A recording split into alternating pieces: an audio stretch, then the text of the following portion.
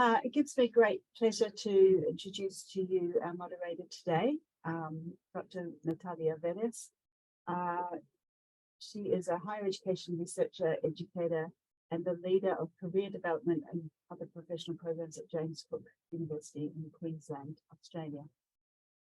Her academic background is in organizational sociology, social psychology, and career development within the interdisciplinary higher education field of research.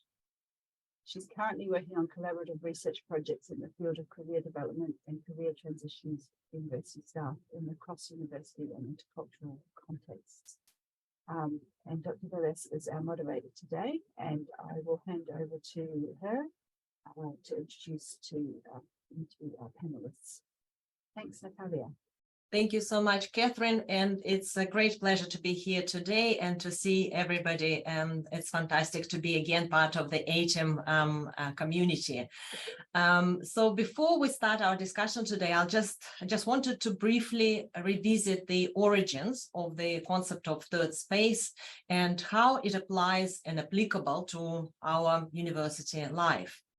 So the third space concept may be familiar to many of you here today, and it has been used to explore spatial relationships in social theory, cultural studies, human geography, and among other disciplines. For example, here is how a distinguished critical theorist and a scholar of postcolonial studies, Professor Homi Bhabha, in his seminal work, The Location of Culture, described third space. He wrote, "Third space is a liminal space in between the designations of identity. It is a passage between fixed identifications with the possibility of a cultural hybridity that entertains difference without an assumed or imposed hierarchy." To me, the notion of a space that entertains difference without an assumed or imposed hierarchy means respect for diversity, valuing multiple voices, and enacting non-positional leadership. It also means that through social and professional interactions, people of different cultures and professional identities can come together to work, explore ideas, and create something truly unique and at times more meaningful than each of them would have created while working on their own. And it's also looking between and beyond identities, spaces, and activities. When I first started my research of university professional staff identities and working together, professional academic staff, I came across a very relevant to my topic piece of research by Associate Professor Celia Whitchurch at the University College of London. Celia Whitchurch essentially introduced the concept of third space to the university research and practice. And in the university environment, Whitchurch defines the university third space as the emergence of broadly based extended projects which are no longer containable within firm boundaries. So using this concept, we are able then to talk about professional roles and people's contributions that are not defined by job descriptions, role status, or other such organizational boundaries. Celia further defined third space as a space between professional and academic spheres in which lateral interactions involving teams and networks occur in parallel with the formal institutional structures and processes, giving rise to new forms of management and leadership. That's what she wrote in 2012. And now we can add remarkably new identities of professional academic staff, as we refer to them as third space professionals. And these are the people who, these are the university actors who work across the boundaries, identifying partly as professional, partly as academic staff, or at times working as professional and at times working as academic staff, and essentially in between traditional university identifications. Further research of Whitchurch and many of us and higher education scholars, researchers, and practitioners across the world identified equally many opportunities of staff working in third spaces and various tensions and challenges of such cross-boundary work. And among the continuing challenges are those of visibility of third space work, recognition and acknowledgement of staff contributions through, for example, formal or formalized work contracts, providing clear and sustainable career pathways for staff, engaging and meaningful professional development opportunities, and other ways of staff recognition, such as, for instance, through authorship of joint publications. And another group of challenges, if you like, is what we will focus on our discussion today is how to disrupt the traditional way of thinking about professional academic work, how to break down the siloed approach to individual groups, disciplines, or particular spheres of activity, and how to provide stronger connections between individual actors and groups. And before we move to our discussion today, it's my great pleasure to introduce two guests and long-standing ATEM patrons and supporters, Professor Barney Glover and Professor Jan Thomas. Professor Barney Glover is an officer of the Order of Australia. He is the Vice-Chancellor and President of Western Sydney University. Professor Glover is currently a panel member of the Australian Universities Accord Higher Education Review. He is the chair of the Quality Indicators for Learning and Teaching Working Group and a convener of the New South Wales Vice-Chancellors Committee. Professor Glover is the Australian government representative on the University of the South Pacific Grants Committee. His esteemed career includes significant expertise and experience at the most senior levels of university management and substantial business leadership credentials. He's also served on boards of a range of corporate organizations and several state and national centers covering areas such as health and medical research, energy, mineral exploration, and telecommunications. And Professor Jan Thomas is Vice-Chancellor of Massey University. She has previously served as Vice-Chancellor and President at the University of Southern Queensland and has held various senior executive positions at Murdoch University and the University of Notre Dame. She has a PhD in veterinary science from Murdoch University, and she is a fellow of the Australian Institute for Company Directors. Professor Thomas has received numerous awards for her leadership in education. And please join me to welcome our distinguished guests who have generously created time in their no doubt incredibly busy workspaces to join us today. So we have four broad topics to discuss today in relation to professional academic staff third space collaborations. So we will talk about firstly organizational culture and structure, then we'll move to talking about university staff, their diversity, careers, professional development. Thirdly, we will discuss technology and how it facilitates or disrupts people connectedness. And at the end, we will talk about policy and its translation to practice in supporting cross-boundary work. And we will have time for questions from the audience. So please welcome Professor Glover and Professor Jan Thomas. So we start with the first theme, and that's organizational culture and structure. And let me just kick in our discussion about thinking about the third space as a series or multiple spaces of collegiality where professional academic staff work together on various complex projects, on ideas. And what do you see the opportunities in creating such and sustaining such spaces across the universities in Australia and New Zealand? And how do you think leaders can support and should support such spaces? Thank you. Do you want to go first, Jan, or would you like me to jump in? Oh, I'm happy to kick it off, Barney, but yeah, great to be here again. Really appreciate the opportunity to chat with colleagues. I think we do this reasonably well in some areas, but not in other areas. And for example, I think, whenever a university has a big capital project, building a new suite of science laboratories, then we always will have, steering groups that have the academics, if you like, the end users and the professional staff working together to come up with a project that's going to suit the needs of the users and so on. But much more challenging around what you might think of as the ordinary day-to-day responsibility of a university around research and around teaching per se, to get that cross collaboration between academics and professional staff. And I think some of this comes way back to the beginning of organisations such as universities back in almost back to the Middle Ages, basically, where we were all collectives of sole traders, teachers just, plying their wares and sharing a sort of a common badge and so the teacher was pivotal in all of that. And at that time, and for some centuries, that was really all there was. And then, only in more recent times, maybe the last, 50 or 100 years, has this organisation become much more supported by professional staff of all sorts, finance staff,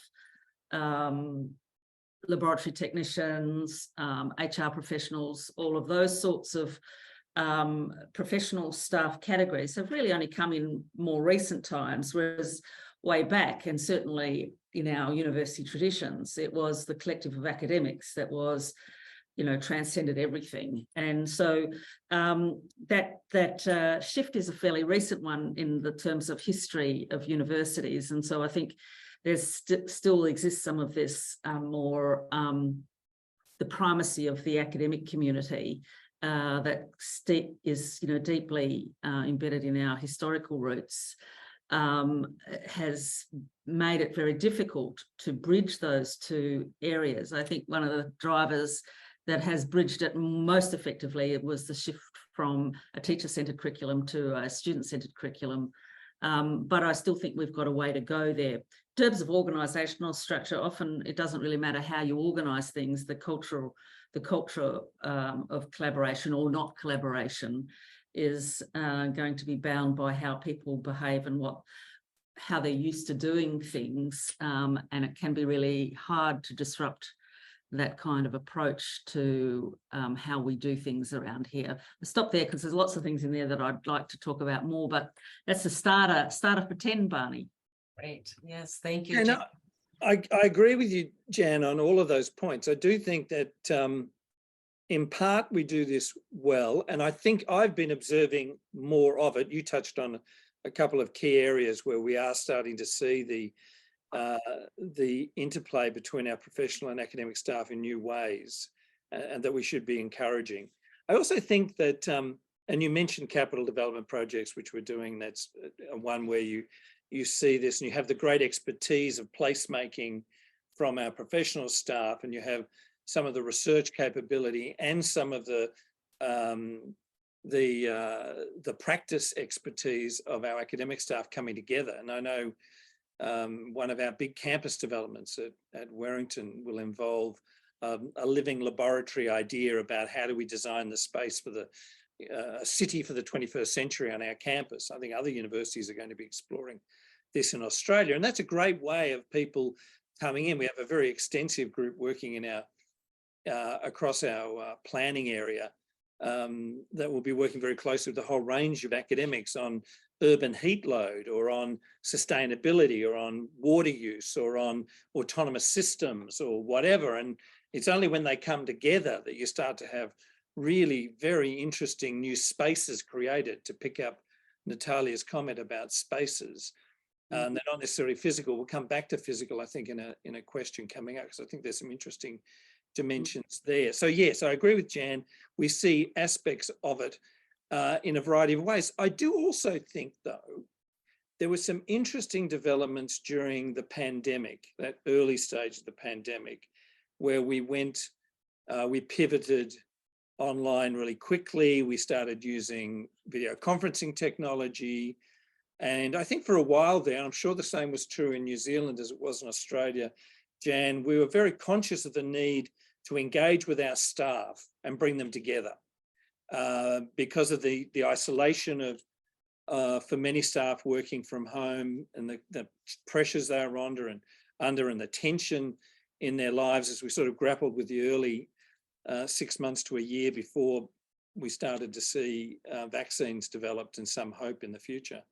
But that created some really interesting online and virtual communities that came together, not necessarily in a work environment always. I know baking bread turned out to be an extraordinarily popular group on Zoom with us, but it brought people together of all different persuasions in the organisation, and they had a common language, and they came together to discuss that, and it brought people together. They had a better awareness, I think, of the skills, the capabilities, the lives of so many of their colleagues.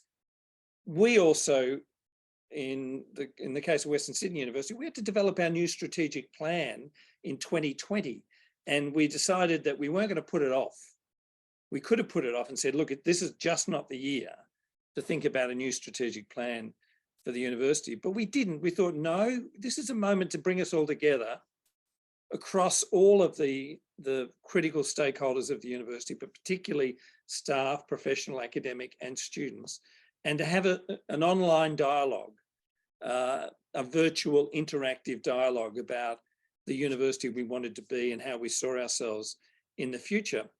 And I know people wouldn't have had a chance to have a look at our new strategic plan, Sustaining Success, but I think it's a very different plan because of that. And again, it was very much collegial across and into the third space. In fact, in a sense, it developed in the third space because it was very much the contribution made by our professional staff and our academic staff, and the way they began to appreciate the role each of them plays, particularly during a crisis, where it was often our professional staff stepping up to crisis manage and then to recovery manage the university. And I think many of our colleagues, academic colleagues, appreciated just how deep their expertise was and the contribution that they could make.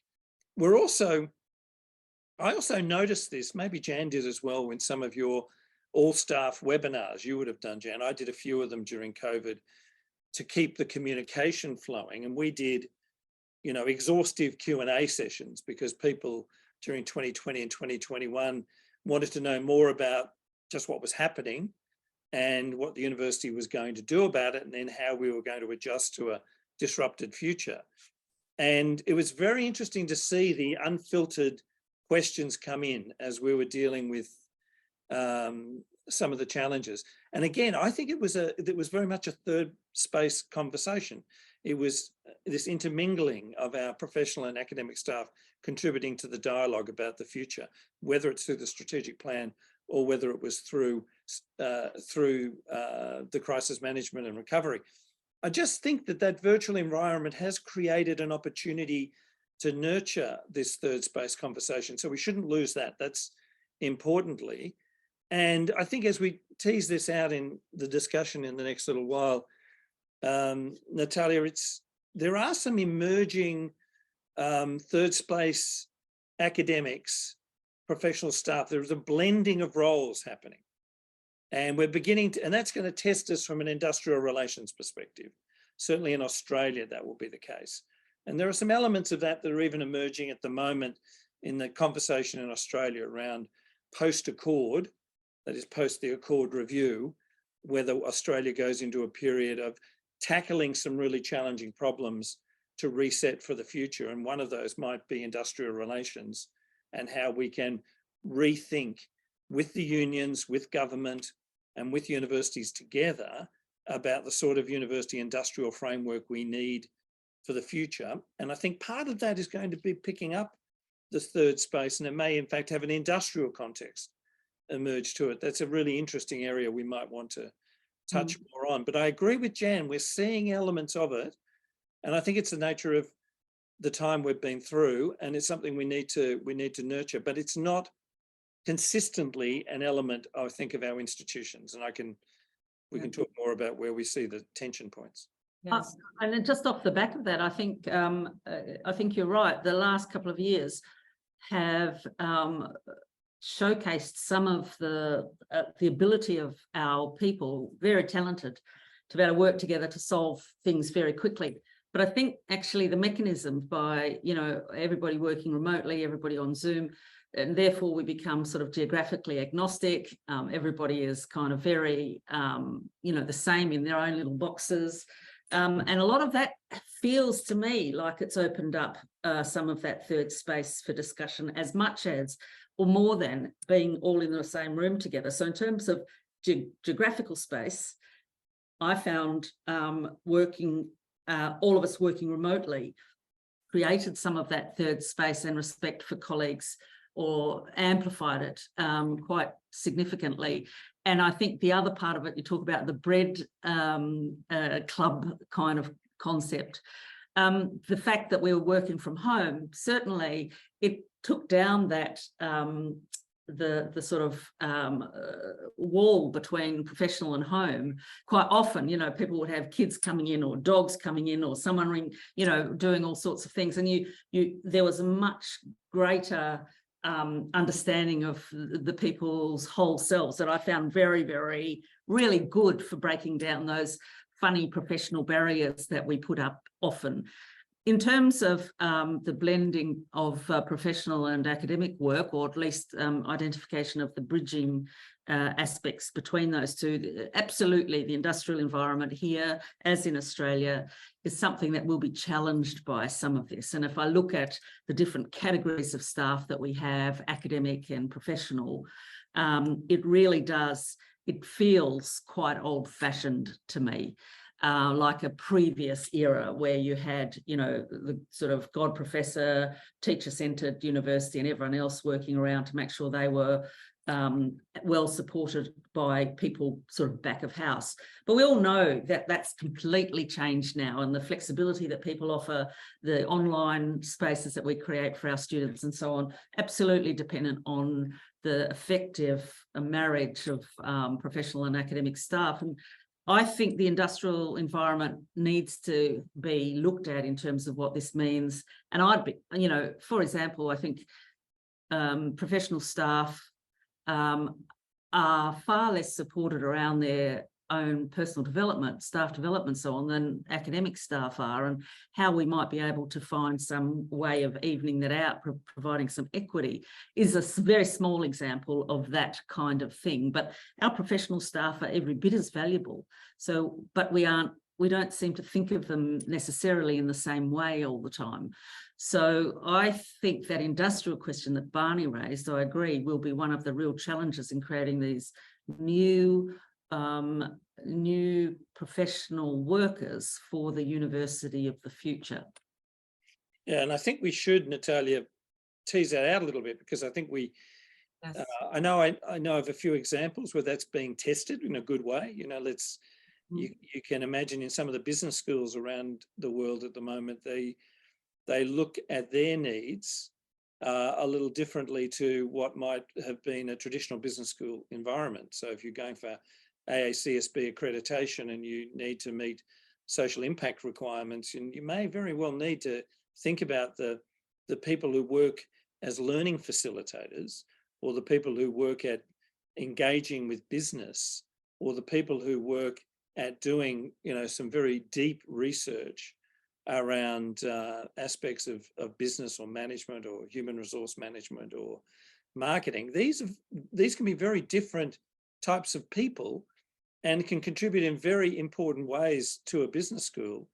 And you sort of think, well, do we need to compartmentalize people quite the way we have done historically? And I think business schools are testing that a little bit, possibly more than other schools. I think, and Jan mentioned IT and some of our technical areas where we do see a blending happening. I know now that we're so extraordinarily concerned here, I'm sure it's the same in New Zealand, Jan, around cybersecurity and cyber threat.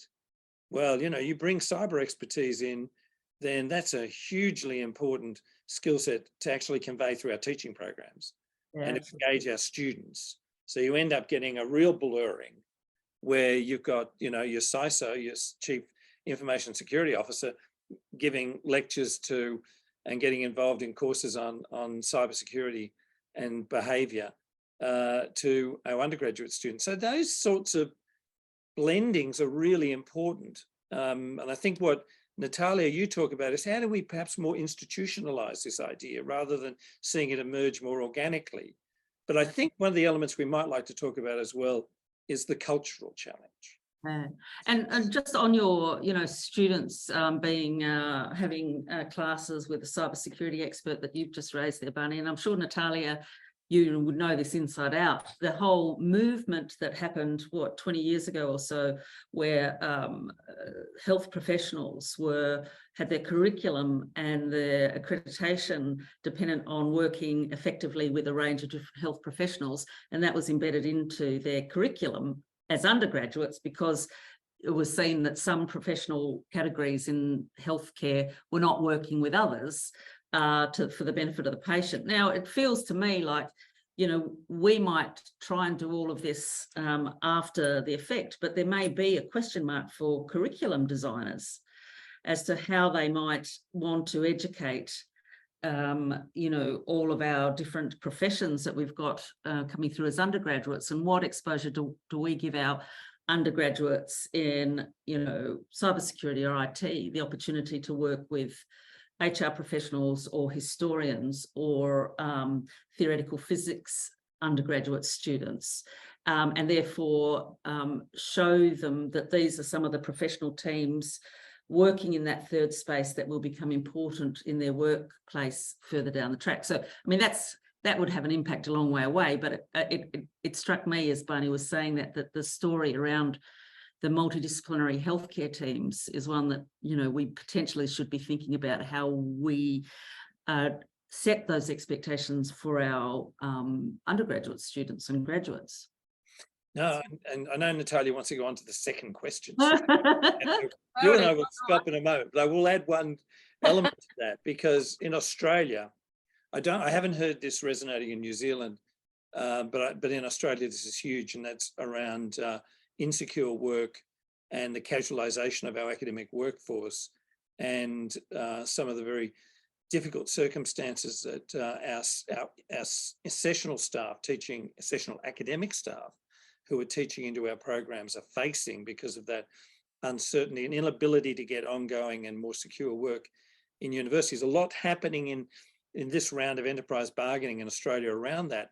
But one of the interesting elements is when you go out and you talk to your casual academic staff, they sort of split into about 3 or 4 different categories. But one group are the professional people in business and industry and in government and in the health services, which have a vitally important practical applied skill set that we desperately need inside our teaching programs to give them authenticity and relevance, and to give the sort of work focus and career focus that our students need. So there's a relatively large group that actually deliver from that perspective into our programs. And there are some that simply want sessional work, and there are some that are looking for career pathways. But it's a really important element of how we're meeting that third space in a way, by the way we engage our casual academic workforce, who are coming in as professionals in their disciplines, into professionals in their businesses, in their industry settings, in their not-for-profits, in their government departments, and then finding an opportunity to come back in to the academic context. And then you see a little bit of that happening within our institutions as well. So that's an interesting element of the third space, not often recognised from within, that we actually require our professional colleagues to actually keep the relevance of our many of our programs topical and up to date.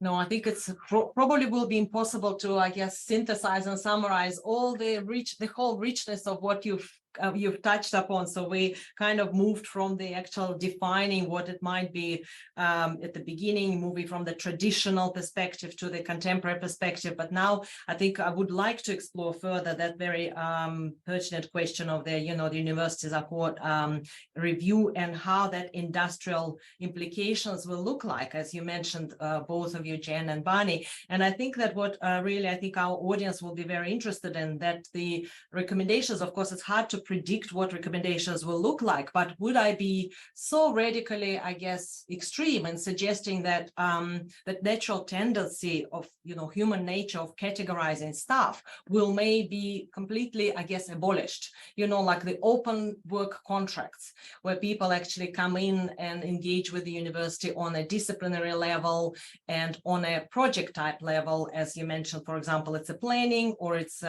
contributing to the professional disciplines. So would you go as far as actually suggesting that we are close to the complete open framework? So that's my question, completely off the off that kind of. I think it would be, Jan, if I could say it, a brave Vice-Chancellor that might just muse too far on this one. Industrial relations is a very challenging space, and one that at the moment in the Australian context, a lot of universities are working their way through some very difficult and challenging industrial negotiations.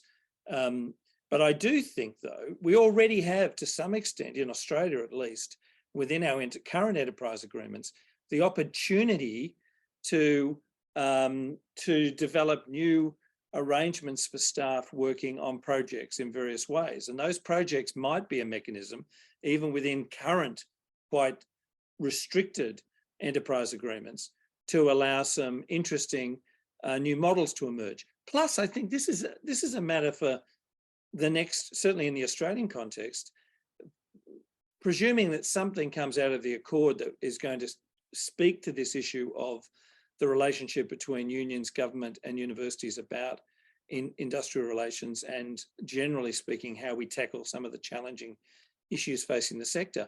I'm sure this topic will arise in the next round of enterprise bargaining, because I do think we will want, but we don't want to do it by imposing it on our workforce. We want to do it in a collegial, open, collaborative way.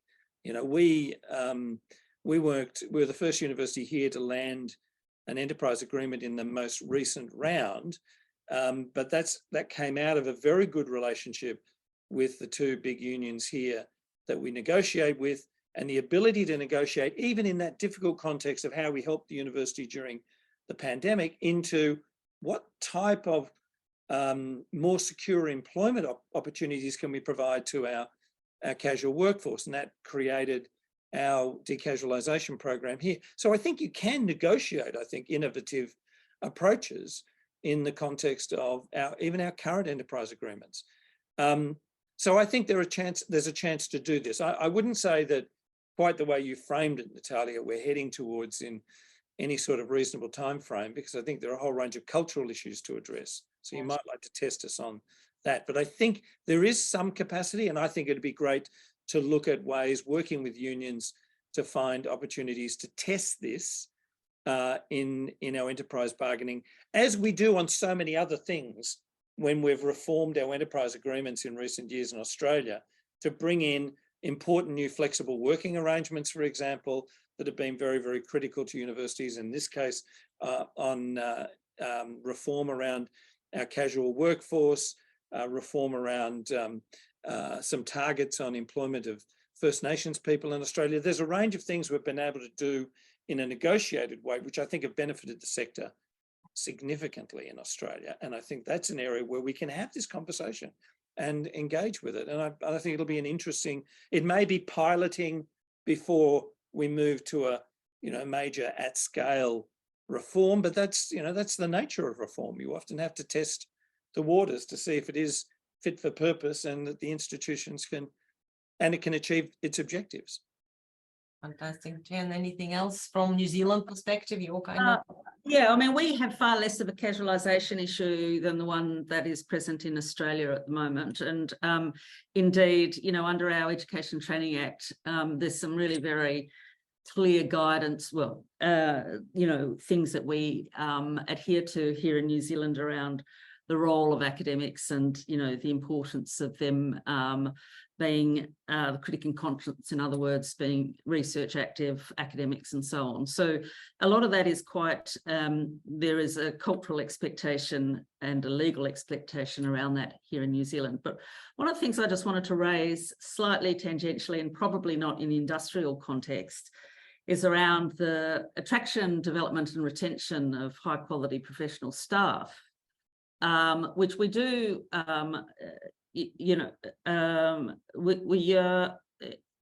academics, we're competing with other universities for academic talent, high performing researchers and teachers and so on.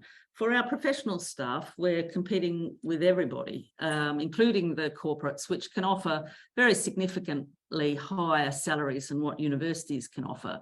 And one of the things that, and yet they are, critical skill sets and individuals that we require to run a modern university effectively. So it does seem to me, and I think, as I say, I don't think this is industrial, because universities can do this if they wish, on a case-by-case basis. But I'm raising it as something that I think we might be needing to talk more about at the sector level, and that is around things like sabbatical arrangements for senior professional staff to go and do, whatever, 6 months located somewhere studying a finance system, or, the impact of student management systems, on the university outcomes for student success, etc. Those sorts of things as part and parcel of the packages that we want our high-performing professional staff to have. Now, those sorts of experiences, study leave, research leave, and so on, pretty normal and expected within the academic community, far less normal and far less expected in the professional staff communities. And yet I think they would not only act as an attractor and retainer for high quality staff, but also add value to our institutions more generally. So I know we do have the capability to do that as managers of organisations, but I don't see it being done kind of as a matter of, normal behaviour. And I think it's one of the things that might help raise the capability, status, input, visibility of our absolutely critical professional staff amongst our academic staff in the sort of in the modern day and age. So just wanted to just surface that. As I say, it is possible to do it, but I don't know that I'm seeing it as much as I think I'd like to see it. Jen, that's very true. And I think I would like to add to that, that's if you start small, I guess start small changes, and just give you an example. So for example, allowing the professional staff to have research profile on the university platform, because many professional staff, as I know from my own experience, started as professional staff and doing a lot of different, creative things in research. And yet there is a kind of a boundary that only academic staff still are able to have research profiles. So it's only when I got the academic contract the very next day, so my research profile was created. So how incredible is that? The same goes to the financial support, as you mentioned, the research financial accounts and so on and so forth. But since we're on the topic of our asset, the greatest asset, and our actors, professional academic staff. So thinking about this, I've come across a very interesting piece of research on career and career development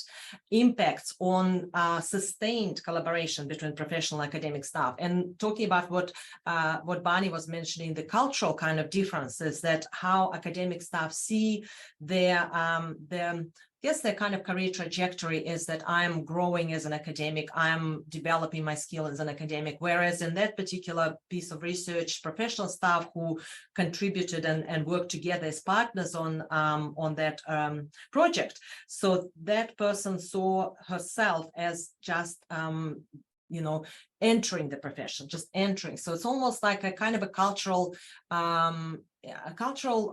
understanding of how their career trajectories are different. But what the researchers, came to understanding that the career conversations with both, academic and professional staff, and also the investment and career development of staff is critical for those sustained collaboration. So how do you see that kind of, first of all, this critical skills development, as in cross-boundary skills, translational skills? We talked about, how important it is to have that understanding of cultures, of multiple cultures within the university. So how do you see that importance of, first of all, the career development, career conversations, and development of those cross-boundary skills equally from academic and professional staff? Look, it's a very interesting topic to raise. I know Jan mentioned a little earlier about the fact that universities struggle a little bit, and I think I agree, in the way we structure our career development, our leadership development across the institution, not just picking up academic or researcher career development, but more appropriately, our professional staff. I think universities are very committed to finding a way through this. I don't think it's an area of neglect. It's really an area of how do you find the most appropriate mechanism to do it. I know we're about to develop our new people strategy for the next 3 years. And I think that does present a bit of an opportunity, having come out of COVID, in the context of the Accord review, new governments in Australia at national and state level. You have an opportunity to rethink, I think, the way in which we want our universities and the people in our organisation to work together most effectively, and how to develop their careers most effectively. We have what we call an Inspire leadership program we run at Western Sydney. We've run it now for about 12 years. About 500 staff have been through the program. And it's always been open to both academic and professional staff. Now, this year, when I attended the final celebration with those who are graduating from the program. I think there are about 65 staff that graduated, and there were a majority of academic staff. And normally it's the other way around. Normally we have more professional staff who choose to do this leadership program. And it's an intensive program of both sort of learning about leadership skills and your own leadership style, as well as doing some project work that is relevant to your area that can demonstrate your leadership skills. But it was great to see emerging academic leaders saying, and academic staff saying, yeah, I want to develop my leadership skills. I might be running a research team, or I might want to be a director of academic programs or a course advisor. I want to step up to be a deputy dean, so I want to see a career path that will take me through not just the academic tiers through to being a professor, but to pick up opportunities in governance within the organisation. I think that's great to see and to nurture those colleagues. But what was most, I think, impressive is that the two groups were working together in developing their leadership skills. And I think we need to find more of those opportunities that, I was particularly interested in the topics they chose for their projects. And as we were talking, I was talking to each of the successful graduates from the scheme about their projects. I could see, well, they work very closely in your language, in a third space environment. But there is still a very significant cultural challenge here. And I know our new people strategy, we've just before coming to this meeting today, I met with the senior executive and we were talking through this cultural challenge. We had a senior leadership conference last week, which was our top 150 people across academic and professional staff in the university. And we had some initial conversations around leadership and the people strategy. And again, some of the cultural challenges and the cultural divide emerged, with academic staff feeling very much a them versus us view of some aspects of what was being, even the language was challenging. You can quickly find yourself in a managerial style of discussing leadership development, career development, and that doesn't sit well with many of our academic colleagues. So we have got a lot of work to do, we being Western Sydney, but I think it's true of the sector, to actually find ways to bridge that challenge on scale. And I think that cultural divide is going to be quite challenging. So sorry to explore, because I just don't want you to move away from this topic. I think that's despite all of the, I guess we kind of like crisis-induced pop-up third spaces, despite that connectedness, virtual connectedness through pandemic, we still have that divide. We still have that traditional language in use. So what do you think, like, what did you pick up during that conference? Like, why is it still emerging? Like, why is after that pandemic, we went through this together, like we endured it together. So why is, even after that pandemic, is it like reverting to the old ways, or what is it that's still that enduring language and that cultural divide and that kind of barrier still in this? I'm really particularly interested in that. Yeah, and I'm sure Jan has a view about it as well. I could speculate that some of the changes we've made in our university, at least, are looked on by some of our academic colleagues as taking resources away from the support that they have traditionally felt they needed to adequately perform their role as an academic, as a learning facilitator, as a researcher, to engage externally. They don't feel the support and the assistance around them. We've restructured the way professional staffing is provided within the university, and there's a bit of a sense of that creating a divide rather than actually more efficiently structured and more, we hope, high quality service available to colleagues uniformly across the university, which was the objective of it. So some of that, I think, is reinforced to some of our colleagues that there is this cultural divide. So, it takes a lot of work to shift that cultural piece. And I know that Jan has some better insights out of.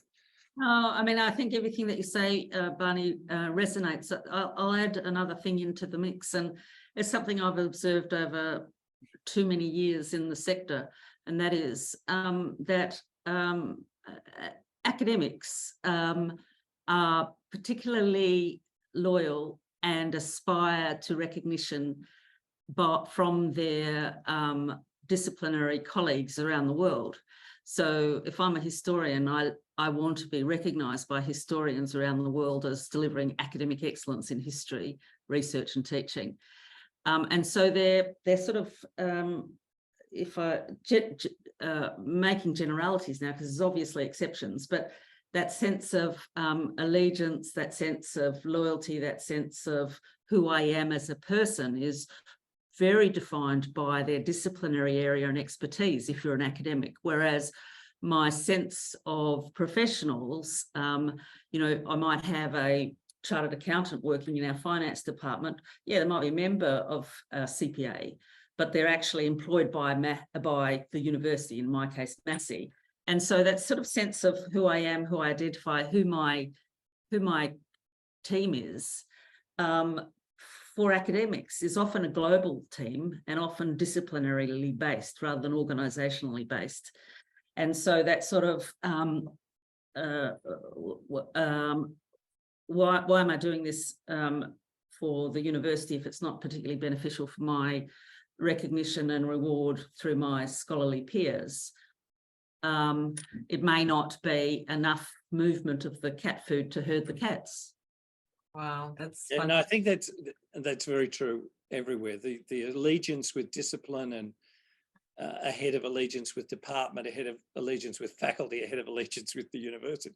But that's one of the you know, immutable characteristics that we don't. We want our academics to be absolutely part of the their collegial you know, set of colleagues around the world. You know, that's what we want as universities. But I think it's just an important point to note in terms of how we get that cultural collaboration. Yeah, no, I think that's one of the reasons the cultural challenge is so significant, and how bridging it will take time and effort. And I think, Natalia, to come back to your comments earlier, we need to be very conscious of it, and we need to address it rather than, you know, in a sense, hope that it's going to change because of other changes in contemporary practice. I'd like to give another example which has been quite challenging with Western Sydney. One of the big things we've done over the last decade is to rethink our campus network.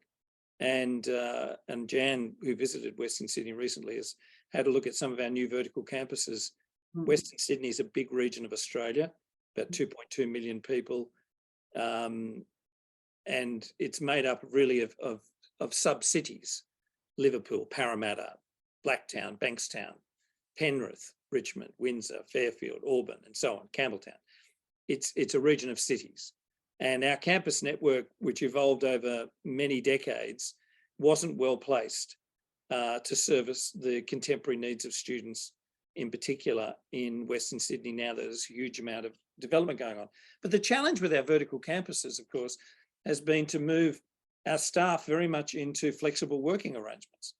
And this is not just Western Sydney doing this. This has been a characteristic of a number of Australian universities that are building new facilities, really high quality, contemporary, cutting edge in many cases, design of collaborative learning spaces and other informal workspaces, informal student spaces, you know, engaging with community in various ways, and industry co-location, to create really vibrant new university facilities. But that comes with some cost, and reconfiguring the workspaces for particularly our academic staff has been very, very challenging. You know, the concept of an office is held dear to many academic colleagues and for some professional colleagues. But professional staff, in a sense, work often in an open environment, a more flexible working environment. So that's been a challenge to address. Has great benefits when it's done well, when it's designed well, because those sort of working environments can bring people together and it can help to address some of the cultural challenges we're talking about. But not done well, then I think you can actually create even more difficulties. And this, for us, post-pandemic, manifests itself around the expectations we have on our colleagues to be on campus, however we define campus in the post-pandemic context. And it's not just Western Sydney, it's many universities. But that physical infrastructure, and I know you might want to tease out physical infrastructure, but that has been to us a really significant challenge as we've now completed our 4th major building, which we just opened in Bankstown earlier this year, is a $400 million campus building. But to be developing the spaces in that building compared to the first one we opened in 2017, that's been quite a journey in so many ways of bringing people together, and particularly focused on students and staff, academic staff, about what their expectations were and how we could design the best possible working environment. So that's a cultural issue that is deeply embedded in our academic staff. You know, you start to move away from some of those models of working and work practices, and you can create some very challenging environments. Yeah, and so I think this speaks to what people view as the symbols of success. Yeah. You know, and I can remember as a young academic, you know, people would count the number of windows in your office to be able to tell what level academic you were. The higher up the professional ladder you went, the more windows you had. So there was a lot of that stuff was symbols of success in the academy, and a lot of that's not easily shifted. But in terms of shared space, I've seen great examples where even within, you know, trying to facilitate collaboration, cross-disciplinary work between organisations has been enabled by co-location. And I'm not talking about different buildings next to each other or different floors of the same building, because they inevitably, you just have a smaller perimeter where you don't ever cross. You don't go upstairs because that's such and such. You don't go downstairs or over the road because that's so and so. But putting them in actually in the same physical space. And for us, we've got a beautiful example of shared office space with a Crown Research Institute. And the University and the Crown Research Institute, you know, it's seamless now, the work that's being done across those things. And when you walk through those areas, you can't tell whether someone's from the Crown Research Institute, from Massey University. They are just all working collaboratively. And so the design of that space has to be very, very specific. And there's no doubt that where people get their coffee matters. It does matter. It matters. It matters more than just about square footage, you know. So what's really important is to understand the sorts of things that make it a successful co-location or floor space, so that we get the collaboration we want and we utilise assets really, you know, efficiently. Yeah, and that efficiency piece is worth just reflecting. I mean, we're all deeply committed to sustainability, so you've got to be very focused on the best use of every square metre of space, and to do it to lower your carbon footprint. And I must say, in Australia at least, Jan, I'm sure it was your recollection, we built universities in the 70s, 80s, 90s, campuses which were not designed to be environmentally friendly, and to be retrofitted to be environmentally friendly is really challenging. Whereas you can build a 6-star Green Star building here in Australia that gives actually less floor space, less carbon footprint, much more sustainable. And in the you know, this part of the 21st century, it has to be absolutely essential. I mean, there's been a few interesting comments, Natalia, in the chat about people's view of various types of flexible working spaces. And I just wanted to touch on one, which was, this is not about university. This was one of the big law firms in Sydney that moved all of its partners as well as its lawyers into open plan. So there wasn't a corner office for a partner, and there was all but one partner made the transition. One partner just could not bear to give up the office and had to leave because he decided that was all too much. And when they designed the space, and it's beautiful space, one of the requirements was to place lots of different sorts of collaborative spaces around, so different sorts of meeting rooms and spaces. Coffee, as Jan said, was number one. Let's have a great place to come together, great coffee, great way of communicating. And also little booths for privacy were required. So they put a lot of booths in for privacy. Now you go on 3 years, they don't use the little privacy booths at all. They find other ways to have private conversations and those spaces, but everyone said we must have them. It's so important to my ability to have a private conversation in the lawyer context. Now, lawyers, particularly junior lawyers, are very like academics. They do a lot of research. They've got in their case, client focus to manage, and they've obviously got partners that they're reporting through to, and they need quiet time, they need thinking time, they need to use their technology in various sorts of ways. It's an interesting example of how spaces are changing and how spaces have to be very flexible. Our buildings have many, many different sorts of spaces in them.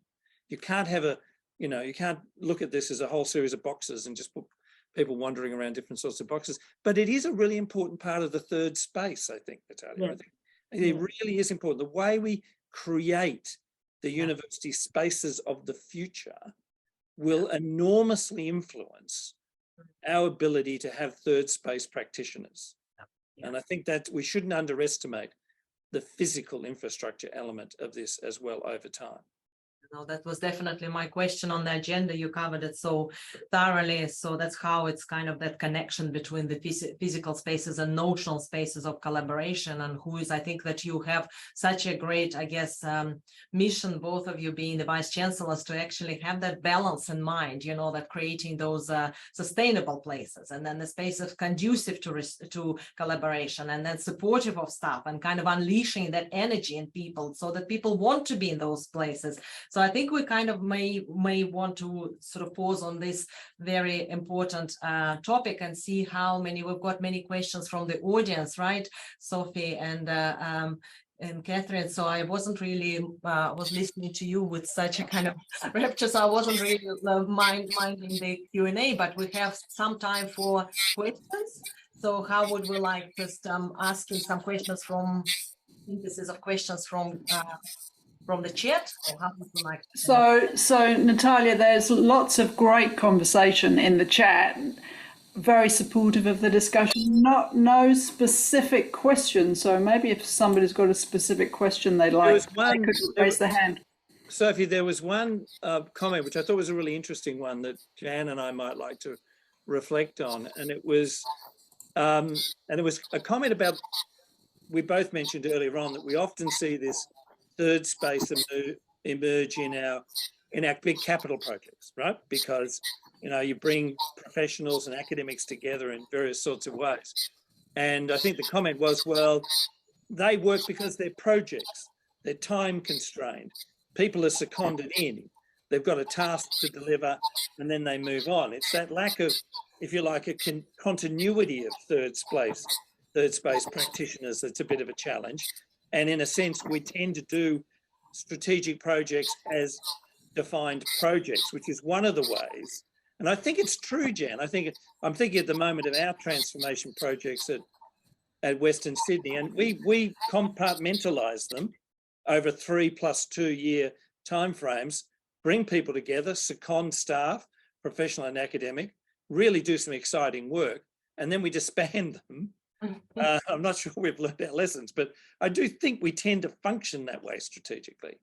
I agree with that. And the activating crisis management teams over the COVID was another great example. Exactly. You just get anyone you need around the table to sort out a problem, but we do tend to, if there's a specific focus, once that focus is gone, or an outcome that we're looking for, once that's gone, there's not necessarily an ongoing motivation to keep meeting. So understanding, we don't want to waste people's time either, but making sure that those connections can continue in some way to maintain that third space, so that it doesn't just naturally close off again until it's sort of broken open. Yeah, in the next... It would be a really interesting thing if people have got suggestions about that. Yeah, and I think sometimes it requires the next Vice-Chancellor to come in and shake it up, Jan. It sometimes happens, Vice-Chancellor comes in, things get changed a little bit. No, they don't, Barney, never. Never known to happen. But one of the reasons, if I could, sorry, Natalia, on this, I mentioned it earlier, our enterprise agreements in Australia allow that to happen because of the contract project-based employment elements that you're allowed to establish outside of the continuing appointment presumption with academic staff. So to a certain extent, that actually influences what we can do. I think when I go forward to thinking about industrial relations reform, I think that might be one of those areas that we we look at trying to address. So how can we see this not as a short-term contract project driven, but a broader context, I think. That's what I mentioned. Yes, Barney, thank you. And Jen, that's what I mentioned, that research about sustained collaboration, not just a one-off, not just ad hoc. So what actually that piece of research really struck me is that if you actually invest in the career development conversations with both professional and academic staff, it's a high likelihood of those collaborations will be sustained and will go into the future. And the example was the actual that you both mentioned it, that in collaborative work on the curriculum. So that's professionalization of the curriculum. So if that work is continuous, not just for accreditation, beyond accreditation, so beyond all those kind of the structures, that if we look at it from that sustainability perspective, then it stops becoming ad hoc. And I'm not saying that there is no place for ad hoc third spaces pop up kind of spaces, but there is also the sustainable third spaces that we all collectively can nurture and help with the understanding of both professional academic staff, what each of them are bringing into this partnership. And then again, it's mentality from moving away from service mentality into the partnership mentality. So if we're actually partnering together for the common goals, for common shared interests, and that goes beyond accreditation, beyond the kind of like a compliance structure, so then there is a high likelihood that possibly that movement will have I guess that future. That's what I think. There's another example. Jan might, I'm sure this would be true at Massey as well as at us, but Jan, one of the areas I'm seeing this third space is in innovation and entrepreneurship work. You know how we've got our maker spaces and our entrepreneurship spaces, and they're popping up everywhere in Australian universities. But the interesting thing about them, and I'm about to go to Canada in July, following you, because I'm on the board of this Association of Commonwealth Universities, and Jan was chair of ACU for a while pre-COVID, I think, Jan. But I'm going to their meeting in Canada, and I'm dropping in on Toronto Metropolitan in Toronto. And Toronto Metropolitan is a very interesting university. It has very large-scale innovation and entrepreneurship embedded in their teaching programs. And they have great graduate outcomes in terms of employability. And I'm really interested in the model. They're a university very similar to Western Sydney, but it's one of those spaces I'm noticing with us where academics with an interest in innovation and entrepreneurship, whether it's in the business school or from, the humanities or the creative industries, are being joined up with some professional staff who do a fabulous job of nurturing innovation and entrepreneurship programs, are working so well together, co-publishing, doing conferences together. I think this is one of those emerging areas that could be quite fascinating to watch, actually. I agree. I think that is really an emerging area, and it's one that all the universities here as well have absolutely embraced. But coming back to your comments, Natalia, around curriculum reform, I certainly see fantastic evidence of, constant collaboration in that third space as part of quality improvement for curriculum. And so, utilising student feedback, accelerating digitisation, whatever it might be, that there are professional staff who are experts in these areas working, side by side with academics to reform units and courses and whole programs. I think that is an example where that third place exists and is sustained. So just wanted to, affirm what you just said then, Natalia. But I think the next space is a really exciting one that you've just mentioned there, Barney, because I see that too, and including business. So, all our own internal staff around enterprise, commercialisation and so on, and then business and startups and, incubator setups outside the organisation.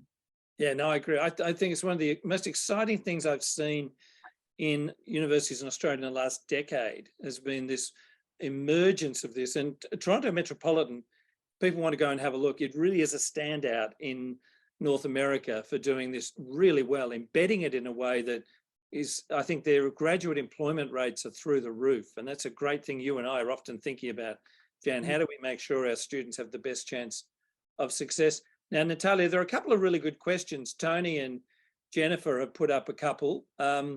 Tony's was about a very interesting observation that our professional staff and don't necessarily reach out into our expertise in our academic areas when we are looking at some tough and challenging problems that they're trying to solve, strategic problems. I think the example I gave a little earlier about some of our campus redevelopment we're doing, where we're bringing people together to help design the campus of the future, is one example of bringing people together. But I think that's true, Tony. Jan might have a view of it, but I think increasingly I'm asking our people when we're tackling tough problems, you know, we've got expertise within the uni, let's use it. And let's see it benefit us rather than purchasing expensive consultancy time. Yeah, that's a good question. I think that also came up in my research in the past. So it's whether professional staff taking initiative actually to become known, to get together with academic staff and put their kind of skills and capabilities and the background. So for that collaborative initiatives, absolutely. So that's a very valid question, and to kind of enable professional staff to become more forthcoming in their capabilities. And I think it was also in the research, the participants also mentioned that there are no kind of infrastructure the structure to gather that skills and capabilities. But I think if the answer is the structure, then we are looking at the wrong kind of problem. You know, like this is not a structural problem. It's that kind of a people's initiatives and willingness to actually get together and work creatively, because when you have this willingness, whether it's sort of supported by leaders or unleashed kind of that energy, you will find those collaborative opportunities. You will find that kind of momentum and passion and kind of creativity, all those startups, incubation programs. Exactly. So anything else? I think we have just a few minutes for maybe a couple more questions. There's another interesting question, Natalia, which I think Jennifer put up, which was around, you know, we have lots of awards to recognise teaching excellence and to recognise, you know, the contribution our professional staff make in various ways. Perhaps more recognition of cross border collaboration rather than cross-border incursions would be an interesting way of looking at it. And, you know, it's true. I know that they may not often seem like a huge amount, but when we do celebrate successful teams, and I know Jan would have done this at Massey, come out of COVID, we got our teams that had worked across all sorts of boundaries together to celebrate their great contribution. I do think it's important that we recognise it. I think if we don't recognise it, if we leave it unsaid, or we give a nod to it and say that well done, then we don't get maximum, I think, broader impact that people look at and say, okay, that's beneficial to work together. The other point I was going to make too is certainly in Australia, the career paths for professional staff are nowhere near as well honed as the obvious career paths for academics. And often professional staff have to seek a promotion to a new role. And I do think that if we start recognising the third space and seeing it when opportunities arise for people to move through our professional structure, that it's seen positively to influence career paths for professional staff, and we recognise it in our promotions for academic staff, then you'll start to see a more engaged third space, because, you know, people are, you know, self-interest is a great motivator. So you know, that might help us a little bit, and something to work. I think that's what I mentioned, Barney. So it's about that's kind of a little while ago. So how we recognize professional staff, but that's opportunity for growth and opportunity for trialing kind of different work and different types of contracts. And I think that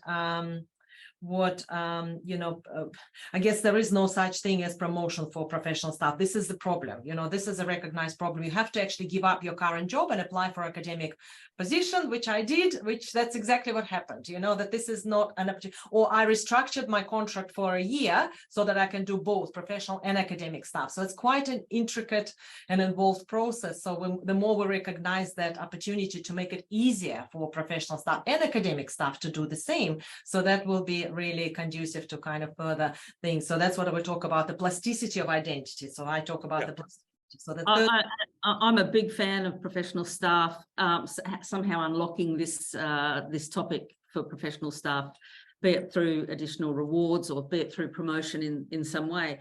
But I might also add, I think it would be really helpful for in our academic promotions. I mean, at the moment, this would be classified as service to the university by most universities, and it's usually accorded a very small percentage.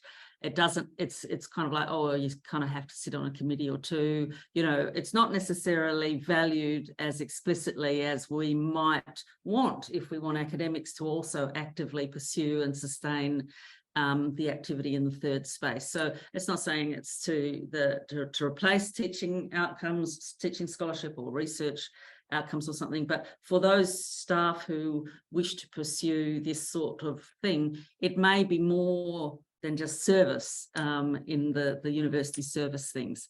So I think there are opportunities for a re-examination of academic promotions criteria that could accommodate rewarding this sort of behaviour should an academic wish to pursue it. absolutely, Jen. That's just absolutely all reciprocal how it goes both. Yep. Absolutely. I think that's pretty much all that we had time for. ML, is this correct? So have we got, we haven't got any more time, so we need to move to the kind of wrap-up session, is that right? Which is very regretfully, because I would love to talk more about all and every aspect of we've touched upon today. In the spirit of continuous improvement and making this a really valuable experience for ATEM and our members, and for Barney and Jan and everyone who takes part, if you could just give us some feedback on today's session. Reach out if you want to have a broader chat. We'd love to hear from you. And with that, I think I might give you 9 minutes back in your day.